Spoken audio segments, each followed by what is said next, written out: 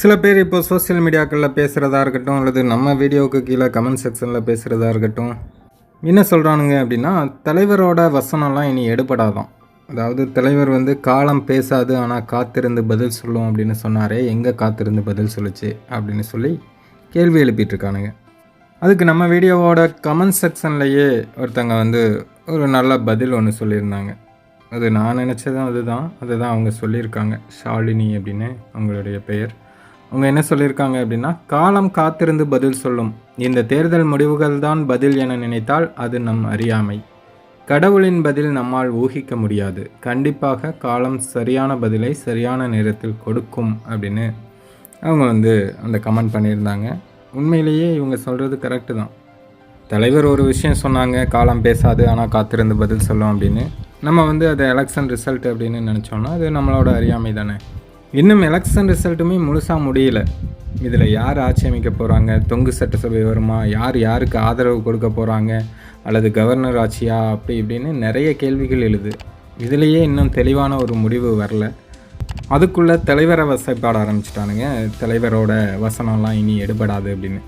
தலைவர் சொன்னது எனக்கு தெரிஞ்சு இதுவரையும் அவர் சொன்னது எல்லாமே கொஞ்சம் டைம் ஆனாலும் அது சரியாக நடந்திருக்கு. அவர் சொல்கிற உண்மைகள் மக்கள் மத்தியில் போய் சேர்ந்துருக்கு.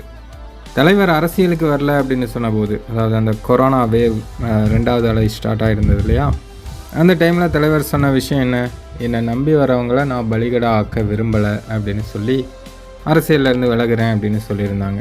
அதுக்கு ஏகப்பட்ட எதிர்ப்புகள், நிறைய விமர்சனங்கள், எத்தனையோ சந்தித்தார். பட் தலைவருக்கே அதெல்லாம் தெரியும். 4 பேர் 4 விதமாக பேசுவாங்க அப்படின்னு அந்த அறிக்கையிலேயே குறிப்பிட்டிருந்தாங்க. அதுக்காக நான் என்னை நம்பி வர்றவங்கள பலிகடா ஆக்க விரும்பலை அப்படின்னு சொல்லியிருந்தாங்க. அது வந்து எவ்வளோ ஒரு உண்மையான வார்த்தை அப்படிங்கிறத இந்த கரூர் சம்பவம் நமக்கு புரிய வச்சுது.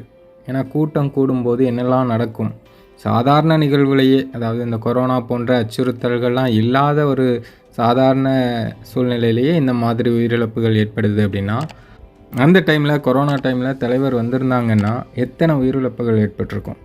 ஸோ அதெல்லாமே மனசில் வச்சு தான் தலைவர் வந்து அந்த டைமில் அரசியலுக்கு வரல அப்படின்னு சொன்னாங்க. அதற்காக நம்மளை என்ன வேணாலும் திட்டிட்டு போகிறாங்க, அதில் பிரச்சனை இல்லைன்னு சொன்னாங்க. அதை பின்னாடி மக்கள் புரிஞ்சுக்கிட்டாங்க.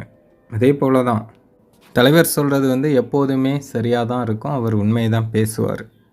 தலைவர் சொன்னதுக்கான அர்த்தம் வந்து சில பேருக்கு இப்போது புரியாமல் இருக்கலாம். ஆனால் கொஞ்ச நாள் கழித்து பாருங்கள், விரைவில் எல்லோருக்குமே தலைவர் சொன்னதோட அந்த அர்த்தம் கட்டாயமாக புரியும்.